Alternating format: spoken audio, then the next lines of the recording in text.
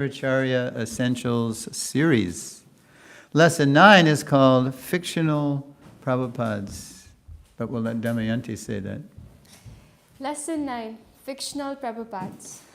While developing a personal relationship with Srila Prabhupada, it is important to recognize and dispel misconceptions we may have about him. Studying Prabhupada's teachings without studying his life and how he lived and applied those teachings can become impersonal. And becoming attached to Prabhupada's personality without studying or following his teachings can become sentimental. Both approaches leave us with a, quote, fictional Prabhupada, an imaginary Prabhupada we need to avoid. Let's look at some examples. So I purposely chose those two images for this slide because, by the way, they were done by my late godbrother Haripad Prabhu, who was good at making line drawings of Prabhupada. So you could think the Prabhupada on the left is looking at the one on the right and saying, "Are you the real Prabhupada?" And the one on the right, with his glance saying back, "I was wondering the same thing about you." Okay, could be a little louder, huh? Is that all right? It's all right. Okay, it's all right. Impersonal fictions. So first of all, the first part we're going to look at four, and this list is by no means exhaustive, but it's for kind of infamous impersonal fictions. And some are obvious, and some are not so obvious. Uh-oh. I'm about to be love bombed. Jai Prabhupada. Hari Bol. Now here are the four impersonal fictions we're going to look at. Prabhupada is God. This is probably the most infamous. ISKCON is Prabhupada. You got to read it the way I did it. ISKCON is Prabhupada. Yeah. The GBC is Prabhupada. Prabhupada is the guru only of his initiated disciples. All right. In the spring of 1970, Srila Prabhupada had encountered a threat to his movement. While expanding Krishna consciousness throughout the Americas and Europe, he was meeting some resistance in India. Some spiteful swamis were trying to prevent ISKCON from acquiring land in Mayapur, the birthplace of Lord Chaitanya. Worse, they were spreading a minimized view of his divine grace, which was affecting the faith of some of Prabhupada's top leaders in America. To counter the threat, that July, 1970, Prabhupada formed a governing body commission of trusted devotees whom he would train to manage the movement's worldwide preaching in his absence. After correcting the misled leaders, he deployed 4 of them as sannyasis to travel and preach with full faith in Guru and Krishna. As the young renunciants toured ISKCON America that summer, the gravity of their offense to Prabhupada weighed on them. Mortified at how they had been minimizing his spiritual stature, they began to maximize him, even deify him, misinterpreting scriptural references about the spiritual master being non-different from Krishna. In late August, the group traveled to New Vrindavan, West Virginia, for the Janmashtami Vyasa Puja festivals, amid the largest gathering of ISKCON devotees to date. And I was there. It was big. It was like maybe 200 people. That was the biggest. Movement was small. The sannyasis' apocalyptic message: Prabhupada is God. That's what they were preaching. And because we haven't recognized him, he has rejected us and gone back to India. Without understanding that Prabhupada is Krishna, they said, Our chanting is useless. It was crazy. Their propaganda so disturbed the devotees that the governing body phoned Prabhupada for guidance. Prabhupada thundered his reply. Fiction, Prabhupada is God. Here's Prabhupada's reply. Fact, they have committed the greatest offense. There is only one thing worse than underestimating the Guru, overestimating the Guru. They have said, I am God. Therefore, if I am God, they can also become God. This is impersonalism. And then Prabhupada said, expel them. So they were herded into a van. Bhagavan Das Adhikari herded them into his Detroit temple van, drove them to the Detroit temple, quarantined them, he put them in the attic at the Detroit temple. And then if we have time, I can tell you what happened after that. Banishing the offenders from his society, Prabhupada said they could return if they traveled separately, and each opened a center, inspired people to take up devotional service, and preach the truth. The spiritual master is not God. God is God. The genuine spiritual master is God's authorized representative. Any so-called spiritual master who says he's God is as good as a dog. End of fiction. Boom. All right? Now that's the obvious one. Now the rest of them, they're not so obvious. In fact, at first glance, they might even look true. But we'll get into it.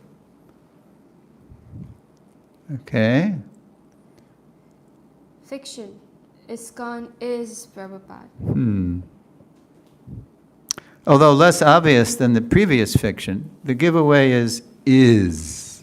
To equate ISKCON in all respects with Srila Prabhupada repeats the impersonal flaw of oneness without difference. Prabhupada's flawless statement on the subject, quote, ISKCON is my body. Although that quotation was never recorded, reliable ear witness testimony is abundant. And the following Prabhupada letter excerpt says the same thing. So this is actual document. Okay? Fact. You are all my limbs of my body. Unless you cooperate, my life will be useless. The senses and life are correlative. Without life, the senses cannot act, and without sense, life is inactive. Interestingly, Prabhupada also rejected as material this fiction's reverse.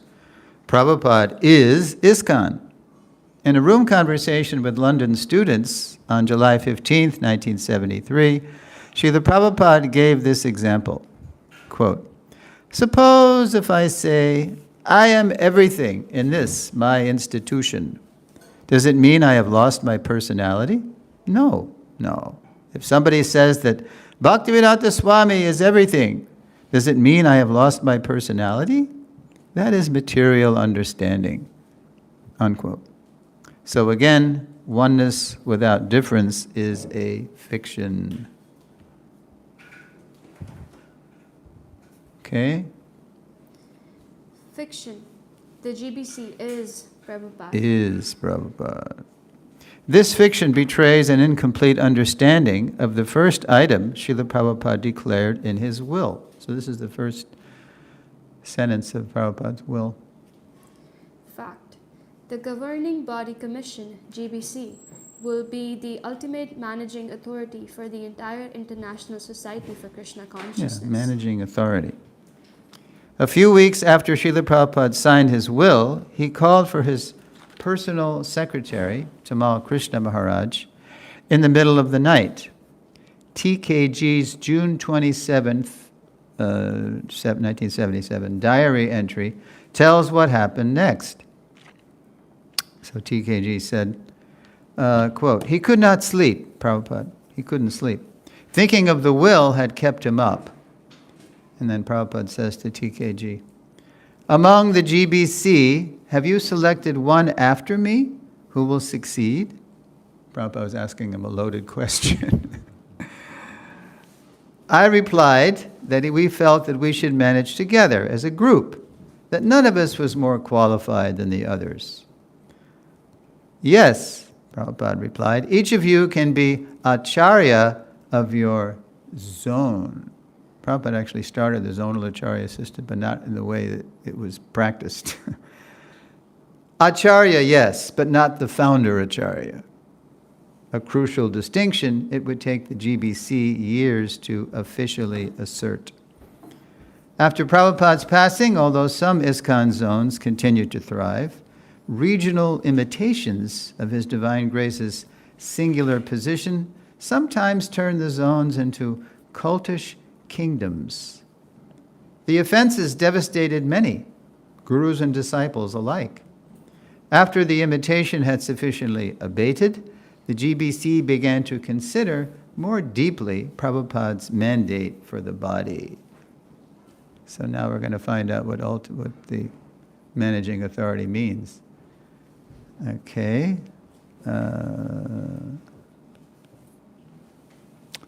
At last, in June 2012, the GBC published a more mature understanding of the body as the Society's, quote, ultimate managing authority in its paper, quote, harmonizing ISKCON's lines of authority. Here's a key excerpt from that paper. When we use the word authority in the context of the managerial structure, we do not mean an absolute infallible authority, such as the authority of Scripture, but the mandate to organize the preaching movement so that it is aligned with the instructions of Srila Prabhupada. So again, the GBC is Prabhupada as a fiction because it is incomplete, recognizing the oneness but ignoring the difference between ISKCON's perfect founder acharya and its ultimate yet imperfect managing authority, the governing body commission. And now, here we go. Famous photo. Where is Prabhupada there? Were you there? Yes, San Francisco Ratha Yatra, 1974.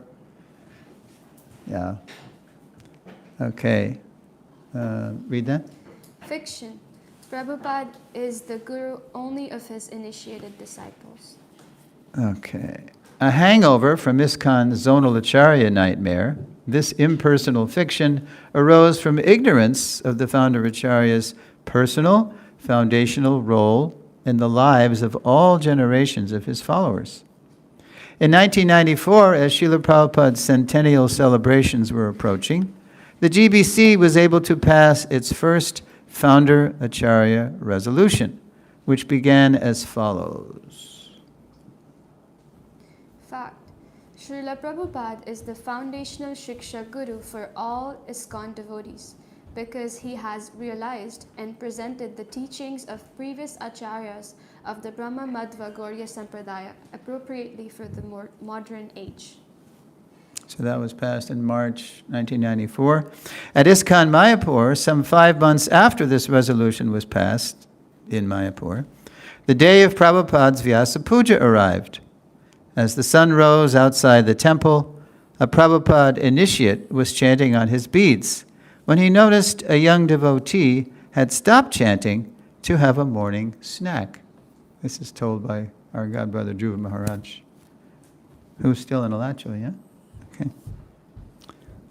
Tactfully, the elder approached the younger. Oh, Prabhu, maybe you didn't know. We're fasting till noon today for Srila Prabhupada's Vyasa Puja. Squinting upward, the snacker shot back. Quote, you say that because Prabhupada is your spiritual master. He's not my spiritual master. Unquote. And with that, he resumed his snack. Incredulous, the Prabhupada initiate didn't know what to say. So he just walked away, thinking, I guess no one told him about that founder Acharya resolution. There have been more founder Acharya resolutions since then, but we don't need more legislation about Srila Prabhupada's position. We need more education. So now let's dispel some sentimental fictions about his divine grace. Okay. So, here we go. Prabhupada looking rather bemused at these. There's going to be 4 sentimental fictions here. Damayanti? Sentimental fictions. Illusory Prabhupada. Figurehead Prabhupada. Gone forever Prabhupada. Diksha Guru forever Prabhupada. Okay. All right. Let's see. Okay. So there's Prabhupada. I happen to know where he is. He's in his quarters at New Mayapur, France, which I was visiting, teaching this time last year, and I recognized the whole setup there. Very nice quarters. This fiction takes its title from ISKCON educator Borijan Prabhu's account of what happened while he and his wife, Jagatarini Dasi, were pioneering Krishna consciousness in Hong Kong. To attract Chinese people to Krishna in the early 1970s, Prabhupada had allowed Borijan and Jagatarini to adjust their appearance and dress. As students started coming to their evening programs, they made more adjustments to their food, music, mood, and decor, which in turn attracted more guests. The Chinese were becoming devotees. As they adapted their outreach, however, Borijan and Jagatarini also began to neglect their spiritual practices. Resting and rising later, they were chanting Hare Krishna without the support and focus the quiet early morning hours provide. They found themselves too busy to study Prabhupada's books, and material desires began to re-enter their hearts. But, flush with success, they imagined they still had Prabhupada's approval. Then an aerogram arrived. In 2 weeks, Prabhupada would be arriving in Hong Kong, his secretary wrote, so get ready. It was Satsu Maharaj who sent the aerogram. By the time Prabhupada arrived, Borijan and Jagatarini had prepared a beautiful rose garland and arranged a fancy hotel room. After picking him up in a Rolls Royce, they expressed to Prabhupada how wonderful it was to see him. Turning to Borijan, Prabhupada was grave. Quote, what is your morning program? What is your morning program? That's the first thing. Prabhupada always knew what was going on.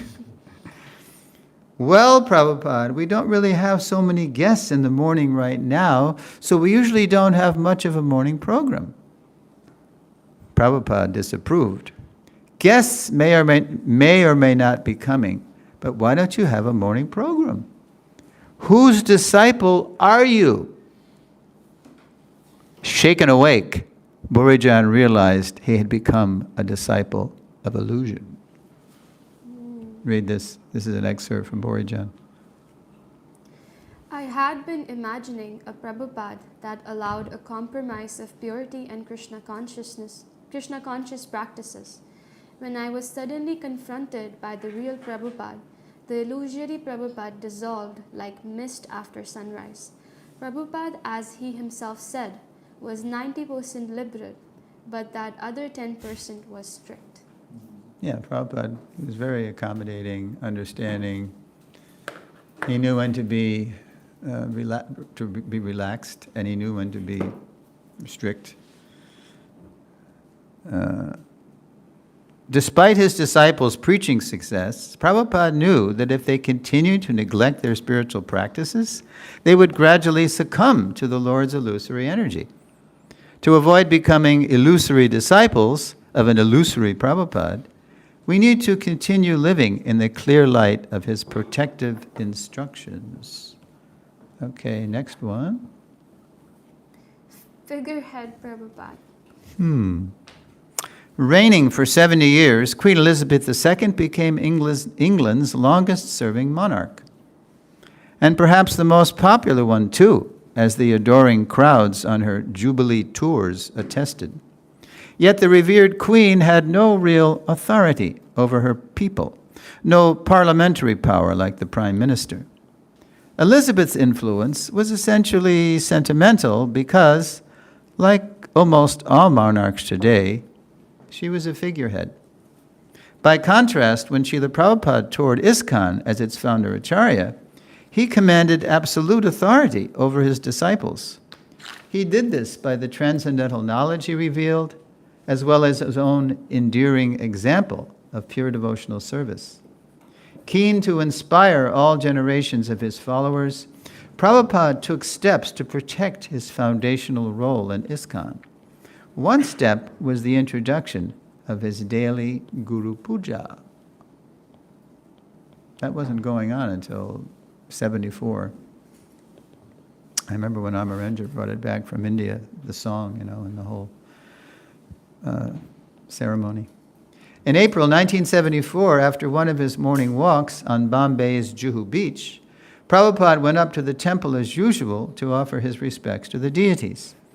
At the time, the devotees would offer flowers both to the deities and to Prabhupada. So Prabhupada and the devotees would go up to the altar, and everybody would offer flowers to the deities.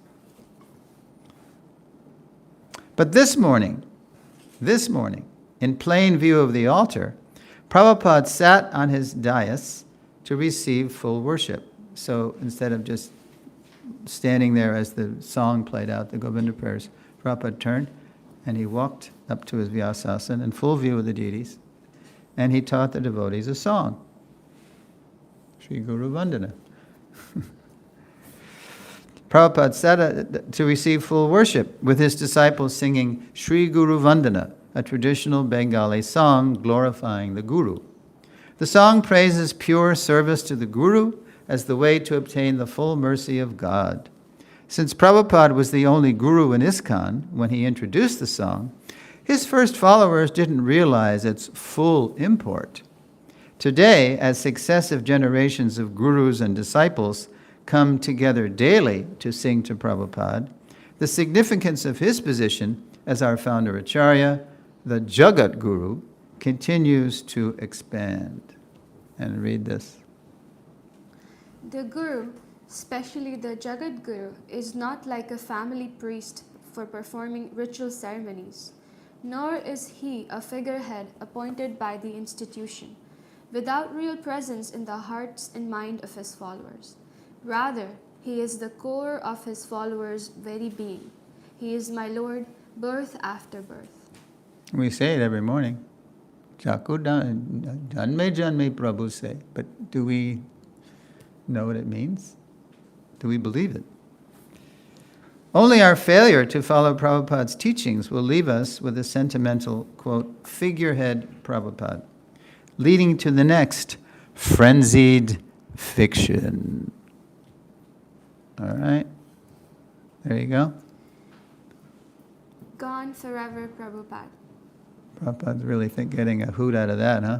Gone forever. But actually he's walking with some disciples in Germany. But I just used, it fit the fiction. On July 16th, 1975, at a packed press conference in Berkeley, California, a reporter challenged Srila Prabhupada, "What will happen to the movement when you die?" "I will never die," Prabhupada retorted. "I shall live in my books, and you will utilize." He was saying to the reporter, not just the devotees, you. If Prabhupada's reply sounded defiant, it was also an invitation. To know Krishna and transcend death, anyone could read and apply the knowledge he was translating and explaining in his books, especially his followers, who rested, as Prabhupada wrote, through the night. The problem, he would chide them, is that they didn't read his books, where he was making himself most available. As inspirational as Prabhupada's personal presence was, his writings speak of a deeper intimacy by following his instructions. Indeed, this was his own experience while executing the order of his spiritual master. Although he was only with Srila Bhaktisiddhanta perhaps a half dozen times, Prabhupada always felt him to be right by his side. Okay? Fact. There is no difference between the spiritual master's instructions and the spiritual master himself. In his absence, therefore, his words of direction should be the pride of the disciple. Although Prabhupada's form and initiations were certainly divine, it is his everlasting instructions that sustain us over time. Quote, he lives forever by his divine instructions, and the follower lives with him. That's how Prabhupada dedicated the Bhagavatam in India. Quote, living still in sound, Prabhupada will now dispel another forever fiction.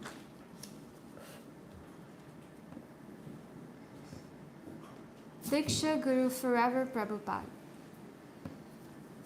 This sentimental fiction arose in the 1980s as a reaction to those zonal acharyas who were imitating the position of the founder acharya.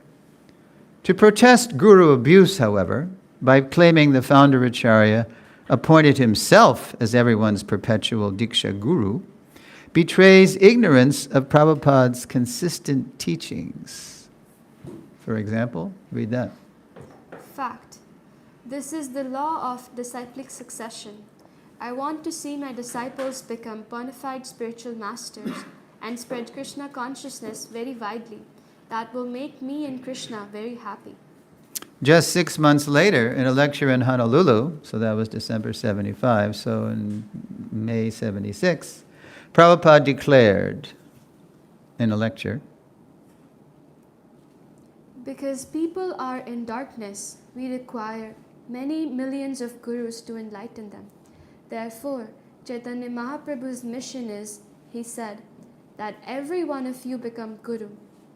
If you say, but I have no qualification, how can I become guru? There is no need of qualification. Still I can become guru? Yes. How? Whomever you meet, you simply instruct what Krishna has said. That's all. You become guru. in other words, no need to sentimentally and unauthorizedly, illegally, appoint Srila Prabhupada as everyone's perpetual Diksha Guru, when all his disciplic descendants already have him as their founder acharya, their foundational guru. Blessed are the gurus, shiksha and diksha, who enrich, enhance, and deepen that foundational relationship all generations can have with his divine grace. And I just added one for this. This is the first time I've added this fiction. This is neither impersonal nor sentimental, but it's a new breed of fictional Prabhupada. All right? The Prabhupada is supposed to be a capital I. A-I Prabhupada.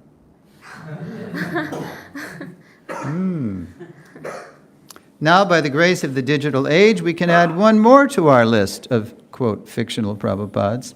A.I. Prabhupada. Like any powerful tool, let's see. Yeah, read that. Like any powerful tool, AI can help us or hurt us. For example, AI can help us organize a presentation based on Srila Prabhupada's spoken and written words. But if the AI program we use speculates or hallucinates meanings for those words Prabhupada never intended, we may end up with the unconscious bias of its programmers, or worse. AI's deep fake are improving so rapidly that bad actors can make Prabhupada say and do things he never actually said, and only digital experts or expert Prabhupada followers can detect the hoax. So that said, see if you can tell if the following audio slide is really Srila Prabhupada speaking or a fictional Prabhupada. Okay. There's at least one person in this room who knows the answer already, but here we go. So this is Prabhupada at Radha Damodar Temple courtyard speaking on Nectar Devotion lectures, famous lecture series. And there's an audio, so we're going to hear Prabhupada speaking. Or is it Prabhupada? We don't know. Here we go. All right, so that's identifying it. Yeah, October 23rd, and here is Prabhupada, or is it? A spiritual master takes his devoted disciples as his spiritual master. That is the position. He thinks that Krishna has sent me so many spiritual masters. He does not think himself as spiritual master. He thinks himself their servant because they are to be trained. Krishna has appointed him to train them. Therefore, he thinks himself as the servant of his disciples. This is the position. All right, why don't we do a poll? Real Prabhupada? Who thinks that's really Srila Prabhupada? See, everybody's waiting to see how everybody votes, right? Okay, I'm going to go with the strength in numbers here. Who thinks it's a fictional Prabhupada? Uh-huh. Okay. All right. Well, it is actually from the Bhaktivinoda Tape Ministry. You can hear it. You can go on the database. You can hear this too. It is Prabhupada. But I had to, it just was, because what Prabhupada's saying there is, it sounds so radical at first hearing, right? He doesn't think he's a spiritual master, right? But it's actually one of the best excerpts we have from Prabhupada on the attitude of a real guru, even someone on Prabhupada's level, right? To sum up, full immersion in our founder Acharya's life, teachings, mood, and mission is the best prevention and cure for all kinds of fictional Prabhupads. So before we hear your questions and comments, let's view the learning outcomes for this lesson. Damayanti is going to read that. Lesson 9, Fictional Prabhupads, Learning Outcomes. By now, we should be able to explain the difference between impersonal and sentimental fictions about Srila Prabhupada. Identify and dispel 4 impersonal fictions about Srila Prabhupada. Identify and dispel 4 sentimental fictions about Srila Prabhupada. Detect when an AI Prabhupada is fictional. Identify the best prevention and cure for all kinds of fictional Prabhupads. And again, you'll all be getting notes because I know even after we hear, we forget. So you'll get the notes on this, which I've already made. I've done all the notes for everything except lesson 10, but that's coming up Wednesday, so we got time. Okay, I'm going to read the transition to tomorrow's lesson before we take questions and comments. Transition, unencumbered by impersonal and sentimental misconceptions about Srila Prabhupada.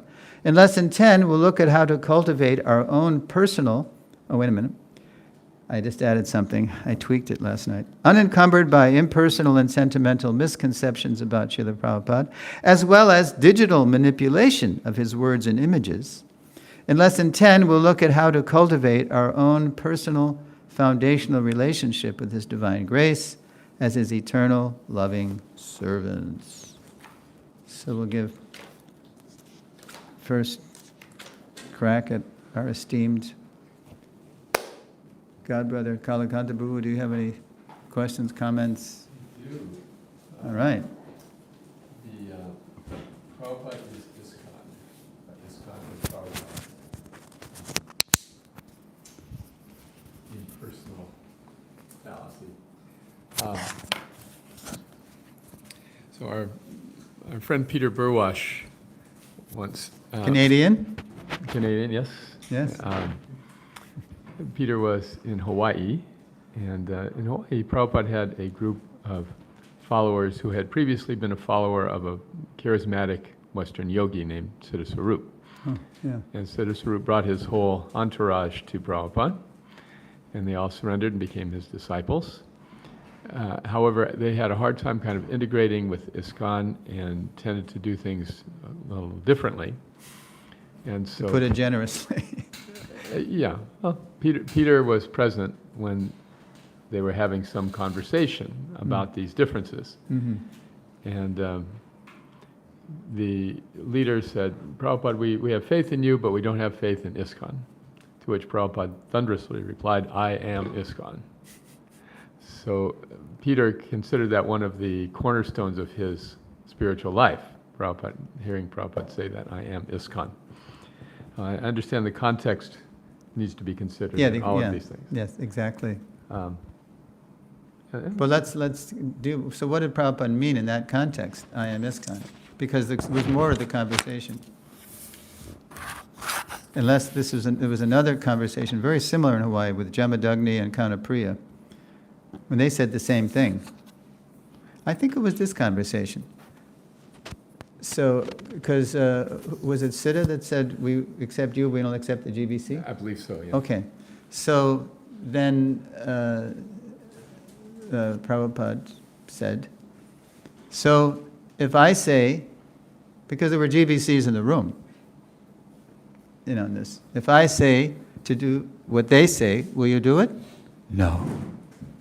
No. Because I am ISKCON, in other words, I have set up a whole system of management to manage a worldwide movement. Yes, Sid and his group, they didn't like the emphasis on deity worship or book distribution, the way we were doing book distribution, and there were legitimate reasons for that, hitting people up and, fleecing them for their money and all that. And Borijan also got affected by that. So if I say to do what they say, will you do it? No. Because Prabhupada, and Prabhupada told Borijan at a separate meeting, so yes, okay, so we, point accepted, that we can be distributing books better. But don't stop the book distribution in the name of being moral or something, or holier than thou or whatever. Don't be sanctimonious about it. So, context is really important. Yeah, so he can say, because he said just the opposite in the quotes I gave.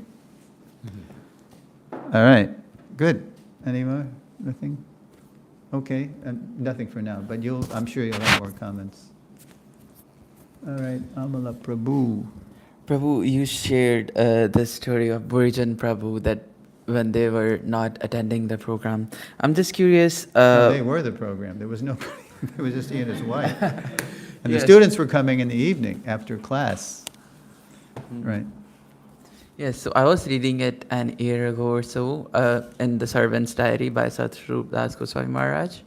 But it was just kind of hard to understand. He said, whose disciple are you? Mm-hmm. And I know that there was something happening at that time around. Somebody was just telling disciples, discouraging more programs and something. So do you want to put a little focus on this?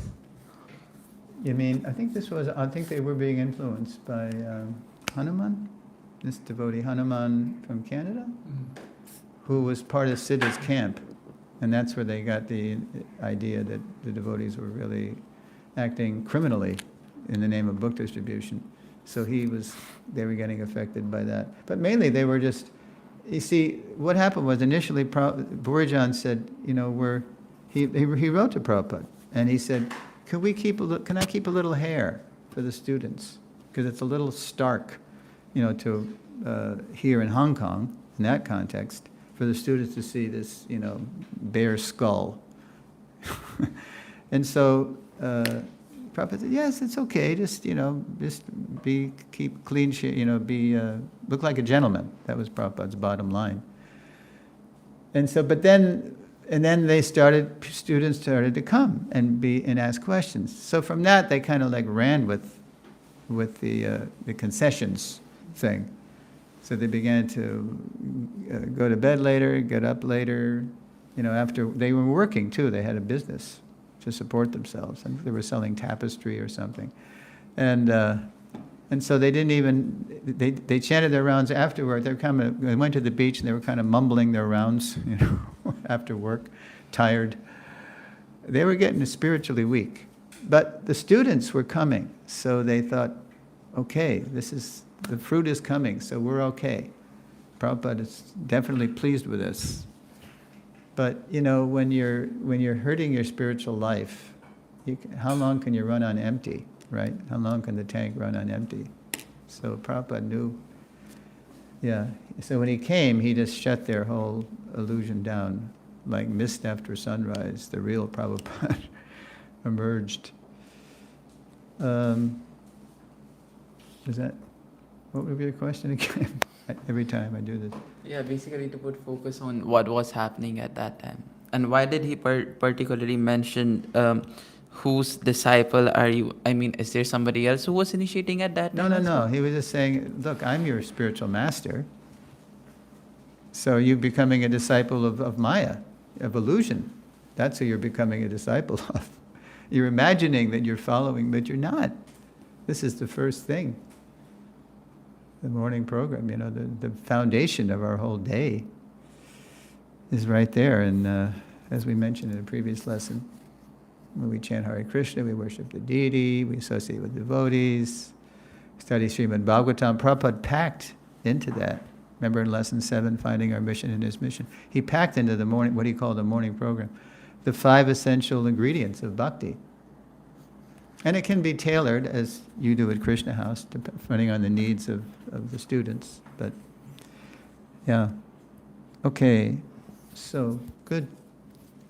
I just wanted to add to that. There's a joke about a lawyer. A man was going to a lawyer and testing him out. So somebody who can really represent me. He said, so how much is 2 plus 2? And the lawyer said, how much do you want it to be?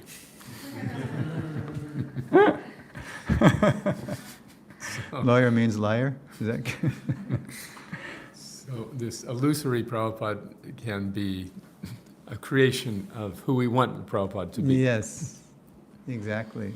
We can project. That's a good counterpoint to, we talk about how ideally gurus should be people that we've taken shiksha from and maybe locally and instead of people just flying in and flying out and you never see them. But some people want a relationship like that. They want to be distant from the spirit. They don't want to be too accountable to the guru. So that's not good. Okay, Ishan. Oops, sorry. We'll get to you, Prabhu. Ishan Ji. Thank you, Prabhu. My question again was about the illusory Prabhupada, because Wow, everyone, he really struck a chord here, a nerve. because everyone, shapes and molds Prabhupada according to what their expectations are, what they feel. So has anything, of course this course is there, but apart from that, can we do something to, prevent that in the future, Yeah, especially? that was the last thing I said, I think, in the lesson. Because this thing will continue even more, especially in the future as we go away from Prabhupada. So, yeah, and that's because we don't understand who Prabhupada is. He's our core identity. He's our foundational relationship. And remember I told the story of Madhva, when I saw that in Udupi with the Madhvites, how they all loved their Shiksha and Diksha gurus, but they were Madhvites. And there was the seat, they had nicely, you ever been to Udupi? Oh boy, it's really good. There's the seat Prabhupada spoke Bhagavatam from in Udupi. And there's 8 mutts on Car Street, right by the Udupi Krishna temple. And each mutt takes a turn every year, every other year, it's called Paryaya, in taking over the seva for the Udupi Krishna temple. So they're all, even though they have different god families, you could say, but they all participate in preserving the temple that Madhva started. and Madhva brought that deity, if you know the story. So, yeah, what did I say in the last lesson? To sum up, I mean, this is a short answer. Full immersion in our founder Acharya's life, teachings, mood, and mission is the best prevention and cure for all kinds of fictional Prabhupads. As I read that what Prabhupada said. The problem is you don't read my books or listen to his recordings. As I was telling, or did I say this the other day or yesterday with you and Maharaj? We have a godbrother, Vatsala Prabhu, who just recently got approved to initiate, but he's not a reader. He doesn't read Prabhupada's books because he just sits down to read and he falls asleep. So early on he realized, but he loves to hear Prabhupada. And he's a builder. He's a carpenter. He knows how to work with his hands and wood, and he's a master carpenter. So while he's building things, he's hearing Prabhupada all day. And then when you hear him speak, wow, this person is really learned, even though he's not a reader. So, yeah, we have to immerse ourselves in the life, teaching, mood, and mission. Somehow or other, we have so many movies now. I mean, we're awash. We have so much. I remember at the BBT in the 70s when I was the indexer for the books, we were saying, wouldn't it be great, Prabhu? Because we were making indexes so people could look things up in the books. And wouldn't it be great, Prabhu, if someday you could just press a button and you could hear anything Prabhupada said, you know, about this topic, or what he said when he was in Mauritius, or when he was in Juhu, or when he was in Caracas, you know. And now we can do that. We have the technology to do that. But because we have so much, you know, the old saying, familiarity breeds contempt, maybe we take it too casually, too lightly. But we have so much opportunity to be fully immersed. And that's what real Shiksha and Diksha gurus do. They insist that you do that. Because their job is to bring you closer to our founder Acharya, Srila Prabhupada. Is that okay? Yeah, Or you want to? just to follow up, is that aren't the Ritviks not doing the same? Aren't they not immersing? Is that what?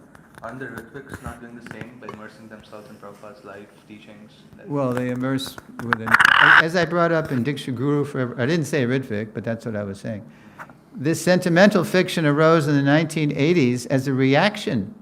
We created the Ritviks by conducting the whole Guru culture in an imitative way, in an offensive way, as a reaction to those zonal acharyas who were imitating the position of the founder acharya.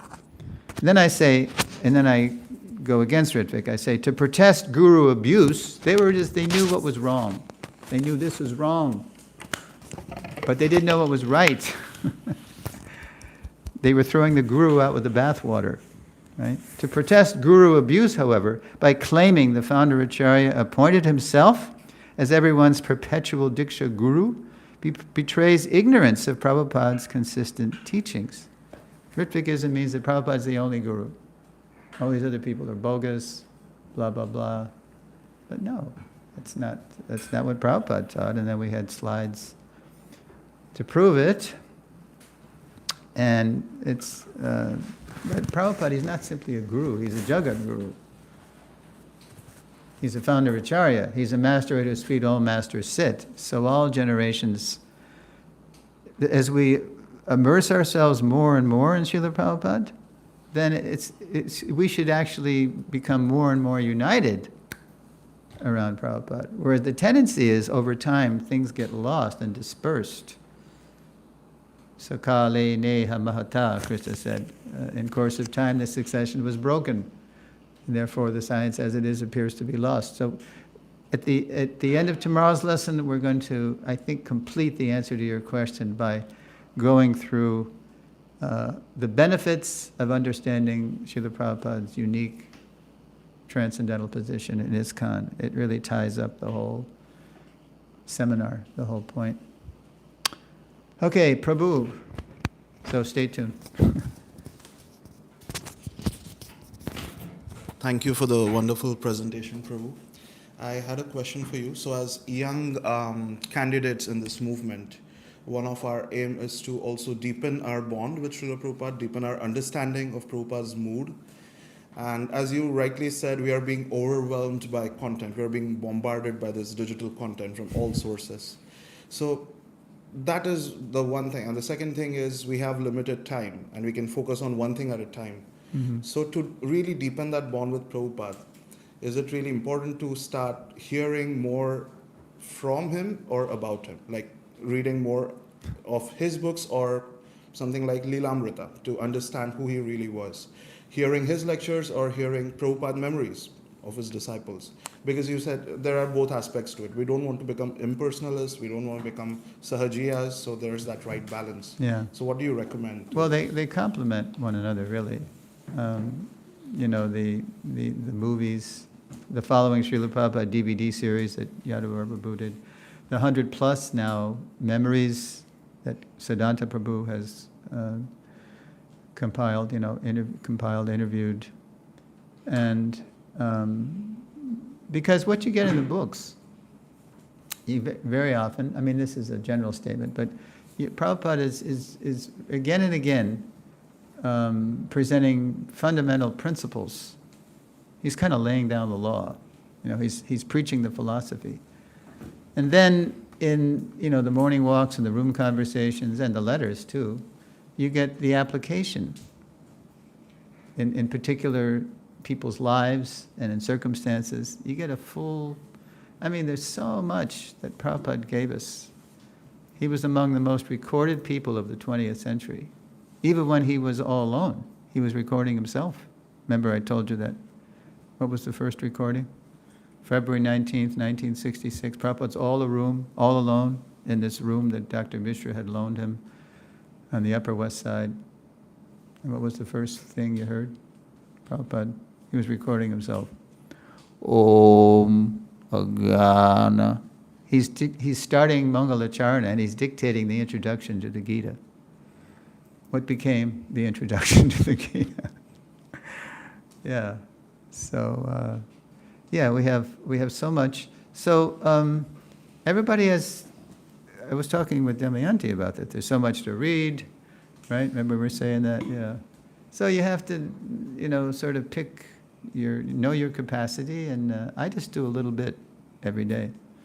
Like when I'm doing my morning ablutions, in the shower, evacuating and bathing, and I'm hearing Prabhupada.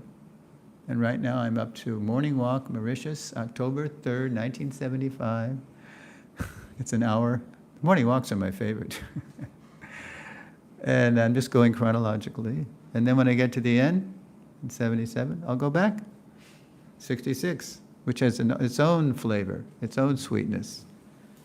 Prabhupada has a certain urgency. He doesn't, he's an old, as he said, I'm an old man, I don't know how long I have to live. Please understand what I'm saying. They don't even know what he's talking about. Or who's Krishna, Okay, so just everybody has to find their own balance. I just wanted to support that point of a balanced diet, a variety of sources. According to our good friend Vishnumurti Prabhu, 76% of Prabhupada's words are not in his books. Okay? Did you discuss that? Yeah, I just got you mean about what's happening with the 76%? Well, just the fact that. Yeah, I mentioned that, but Okay. that's true. Yeah. Yeah, but that's a good point. I don't know if I mentioned the 76%. Yeah, only 24% comes from the books, the foundation. So there's so much to enrich, enhance, and deepen our understanding of the books according to the time, place, person, context. Good. Can you say that again, bro? You said 76% of the words Are in his letters and his lectures and in his morning walk conversations. 76%. Yeah, of his Vani. You find outside of the books. Yeah, there's some, as Vishnumurti Prabhu, this is the Vanipedia person, if you know Vanipedia. There's over 19 million words we have from Prabhupada, written and spoken. Only 3 million plus come from the books. You do the math, so I think it's 24%, whatever. Okay, Prabhu. Very good question. So, thank you, Prabhu. So the question I have is, we hear content that we want to hear. We hear about Prabhupada, we hear from Prabhupada. We read some books and we get that instruction, right? And then there is that connect you get with Prabhupada. Question is, The what? you get that connect with Prabhupada? Through the hearing, Through hearing, through reading the books. right? I'm just sharing my own personal experience, right? Mhm. Is it illusory, or is it actually connecting to Prabhupada, or is it not following the system? So that What, reading on your own? reading on my own, like example, there's a small book, Bhakti Yoga. In it, Prabhupada is mentioning that once you follow this chanting and all these processes, you don't need validation from somebody else. You'll feel it. There's a line in there. He's saying that, right? Well, there's a certain context to that comment. But that's what I'm saying, right? So we are just reading it and we're feeling that. We are chanting, listening to Prabhupada about what the vibration of the chanting is, where is it from, what transcendental plane means, all that stuff, right? Understanding all that and then gathering that feeling that, is this an illusion that I'm feeling, that Prabhupada really exists, or should I actually follow and take the initiation Oh, process? yeah. Well, Yeah. what does it say in the books? It says you got to get initiated. Prabhupada says you must take, it's ado shraddha tatak sadhu, the bhajana kriya. Yeah. It's a 9-step recovery process, like the Alcoholics Anonymous has their 12 steps. Yeah. So we have, and but it's funny you mentioned that about feeling. Guru Das Prabhu tells a nice story that he was on the roof at, I guess it was his quarters in Bombay, or maybe he was at the Warrior's house, Mr. Warrior. Anyway, so Prabhupada said, how do you know that Krishna is God? You know this story? How do you know? Prabhupada challenged. It was GBCs, that were there. How do you know that Krishna is God? So they started saying, because Krishna says Sarva Dharman Parityaja, or Krishna says or Arjuna says Parang Brahma Parang Dhamma. So Prabhupada said, Krishna may be lying. He may be lying. And then Prabhupada said, Krishna may be lying? What does that mean? And they, well, you told us, Prabhupada. Well, I may be lying too. Maybe I'm delusional or something. So they kept presenting things that the only way they knew Krishna was God is stuff that they heard from Prabhupada, well, ultimately from Prabhupada. So finally, one new person, he was an Indian person too, which wasn't common in those days. He was from India, because all of the Prabhupada's first followers were Westerners, most of them. So he was new. So he was in the company of all these senior devotees. So he said, I feel very uncomfortable speaking because I'm so junior to all these people. But Prabhupada, when I chant Hare Krishna, I feel Krishna. And Prabhupada said, yes, you feel Krishna. He gave he was validating a very kind of subjective, you could even say emotional answer.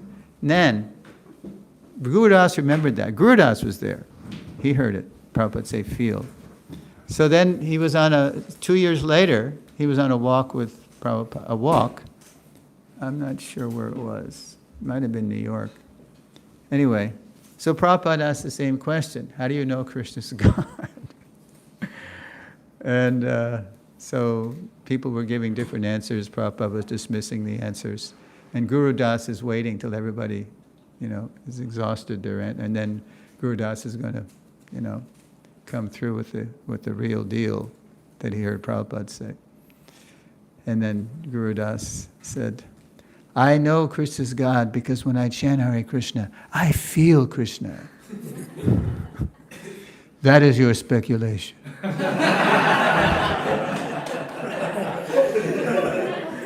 Because he wanted, in the first case, he wanted to encourage this young man. And here's an older devotee, and he wanted to cut him down, his pride. You see, Prabhupada always knew where people were at. So everything is context. Yes. But what we're doing, everything we're doing, is Prabhupada didn't make it up. It's coming from Rupa Goswami, it's coming from Shastra. We're sadhakas, and we're practicing, as Prabhupada says in Nectar Devotion, we're practicing to become what we already are. We're lovers of Krishna, Nitya Siddha Krishna Prem. It's there deep down. It just has to be invoked by certain practices. Just as Prabhupada said, a little child, he can walk even though he falls down, because it's an innate capacity to walk is in him. So, Can you finish that story? After Guru Das said, when he said, did Prabhupada give the answer? What happened next? He left us in suspense. Oh no, but that was not when he left. This is when he was in, basking in Prabhupada's vapu, so there was no need to leave. Oh, but yeah, I did tell them about how Guru Das had trouble. No, I mean, I'm saying you left us in suspense with that story. Oh, Prabhupada cut down Guru Das's answer. yeah. What was the answer that he gave? Well, let's see. I don't know if that's how Guru Das tells it. Yeah, Guru Das just told the story to show how you couldn't, best Prabhupada. He always knew where you were coming from. Yeah, I think that was the way it went.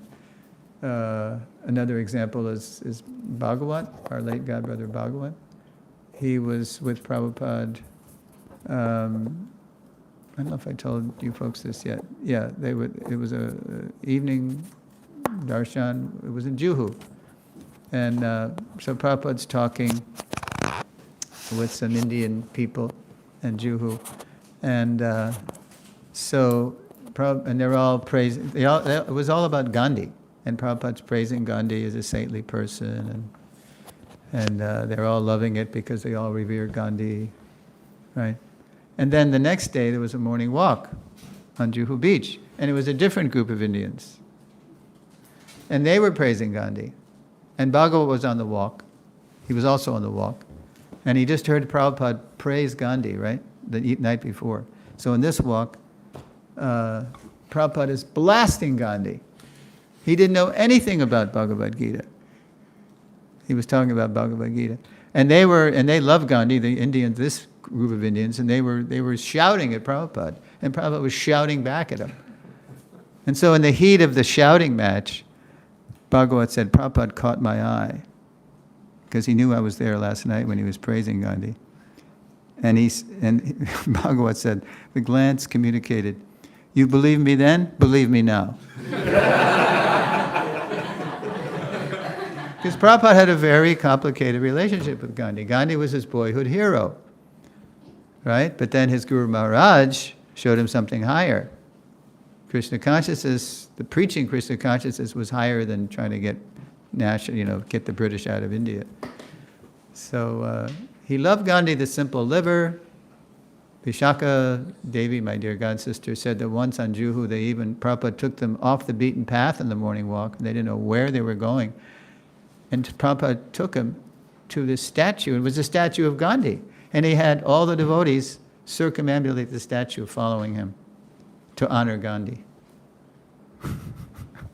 But he had no use for Gandhi as a Gita commentator, because Gandhi said he didn't even know if such a person as Krishna really existed. He was just using the Gita for his own ahimsa, non-violence. Where is non-violence in the Gita, Prabhupada? It's spoken to get people to fight in a war. Nonsense. Okay. Yes, Devi. Damayanti.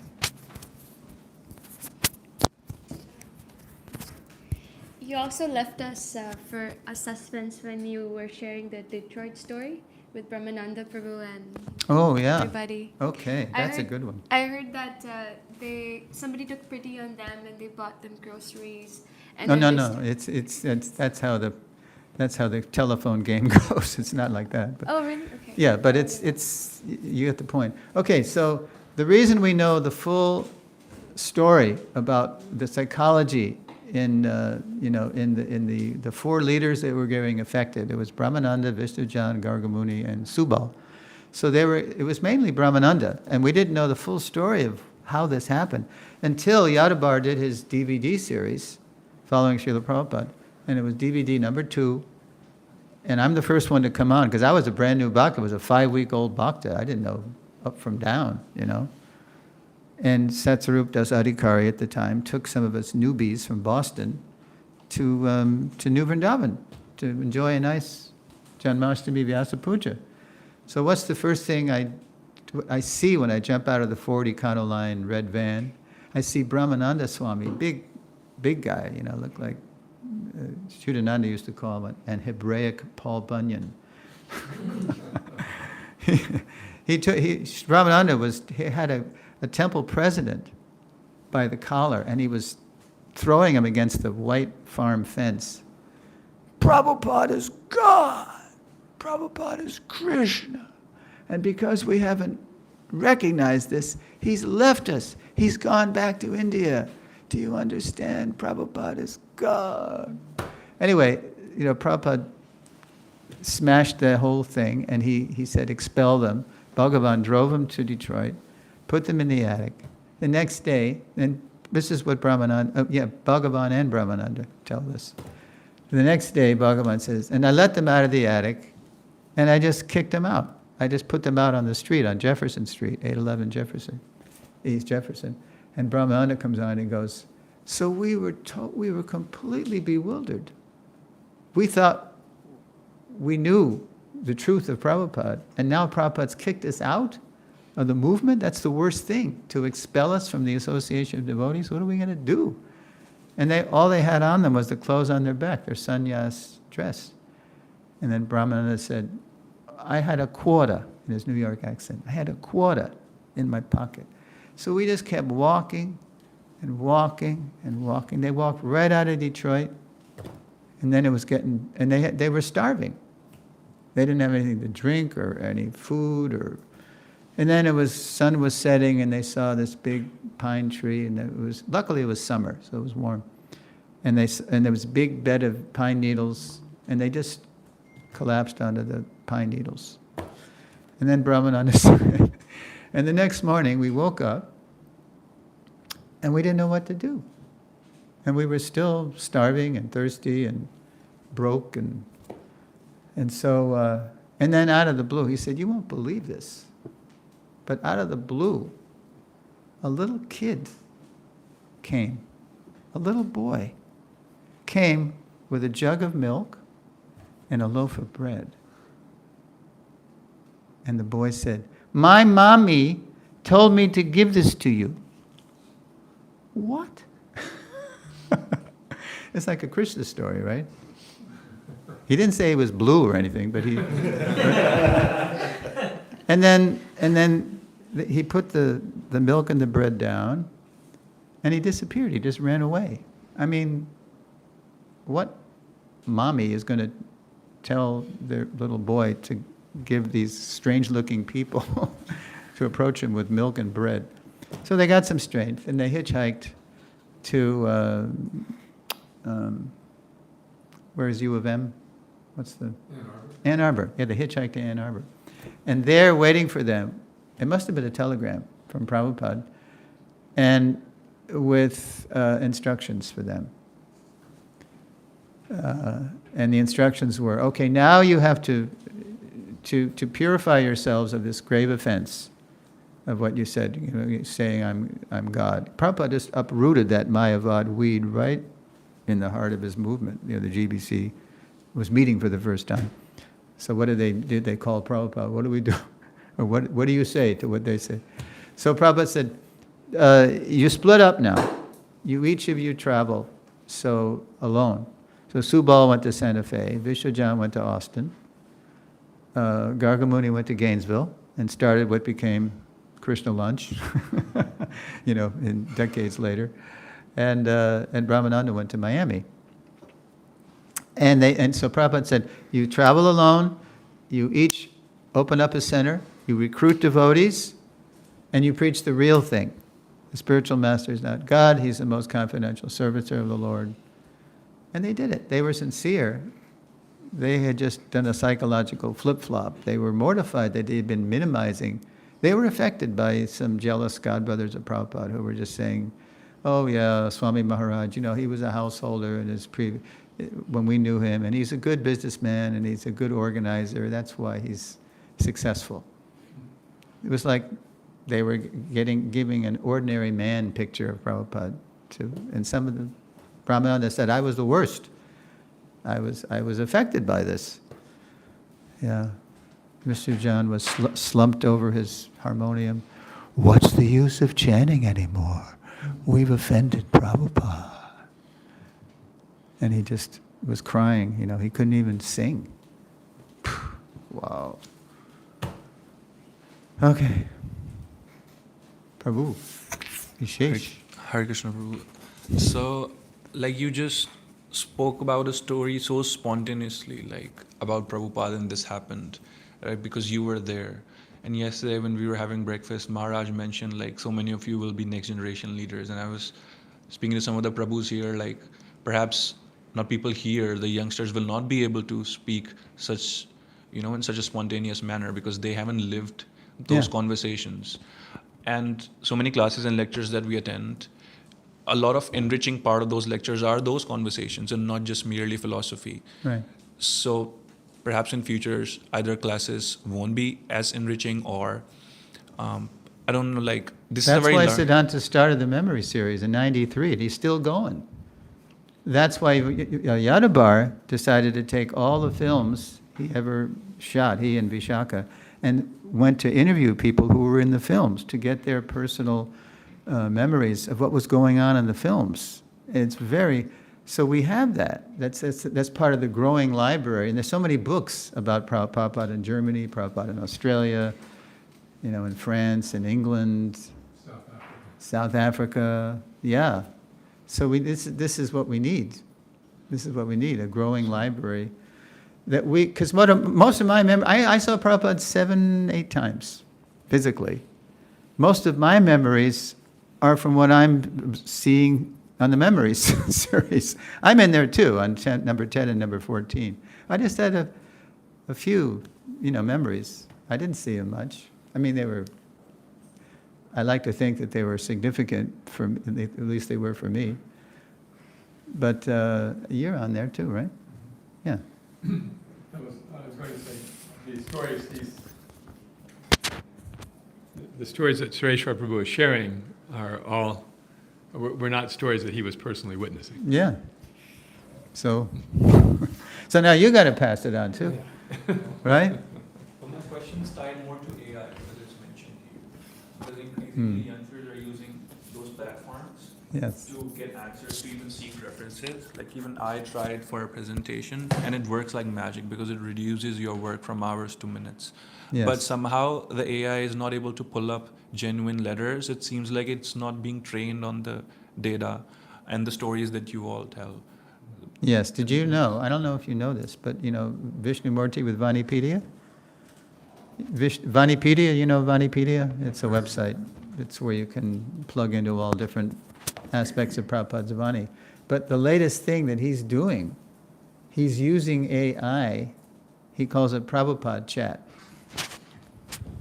He's using AI to create a program where you can ask Prabhupada. It's an extension of Prabhupada. But I'm one of his guinea pigs. I'm asking questions, and some of the things that I've asked are good, but some of the things I asked, I get hallucinated answers from AI. I get, things that Prabhupada never actually said. So, and I'm reporting this to Vishnumurti. He said, yes, we have problems, and it's still there in what's the guy who started chatbot or Sam Altman. hmm? Sam Altman. Yeah, Sam Altman, right. He recognizes that it is a problem. And so Vishnumurti, at first he was very confident that we can exorcise, we can rid AI of that tendency to hallucinate. But so far he hasn't done it. And I haven't seen it anywhere in AI where if you ask AI, the technology still isn't there. I mean, maybe it'll get there. But so what did I say? What's the best prevention and cure? To we have to know Prabhupada. We have to know him thoroughly so we don't get misled by all these illusory Prabhupads, including digital illusions. Yeah. So that's a lifetime project, actually, because there's so much Vani. But we have to go step by step. We have to know the Gita, the ABCs. I started memorizing the Gita when I was a brahmachari in 1972, after Macmillan had finally published the complete Gita on the 4th of July. BBT gave it to Prabhupada. The day after Prabhupada's Vyasa Puja, I sat down with the Gita and I started memorizing the Gita. It took me 6 years.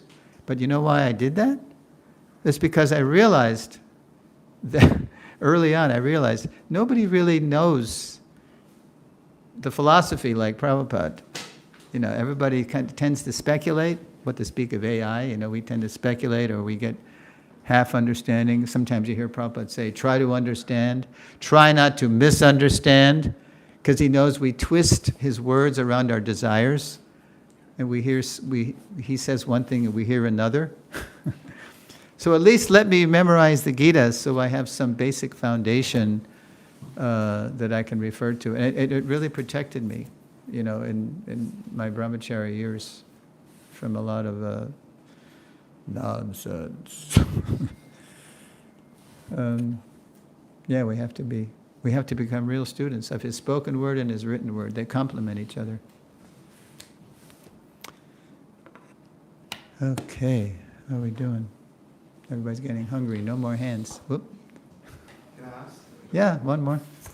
I heard from one of Prabhupada's disciples that Prabhupada never really instructed us to chant the Panchatattva mantra before each round. So is that that's true? true. Or That's true.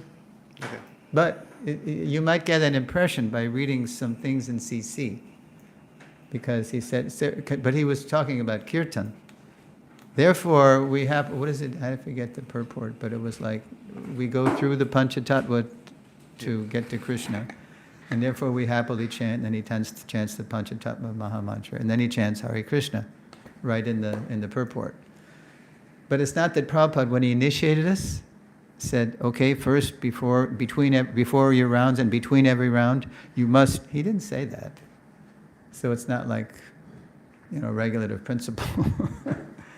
But it's especially, that's the way we do kirtan, right? That's why we did Mangalarti this morning, remember? Or anyway, yeah. We do Samsara Dava, then we go to Sri Krishna Chaitanya, then we do Hare Krishna. And the morning tune is the best.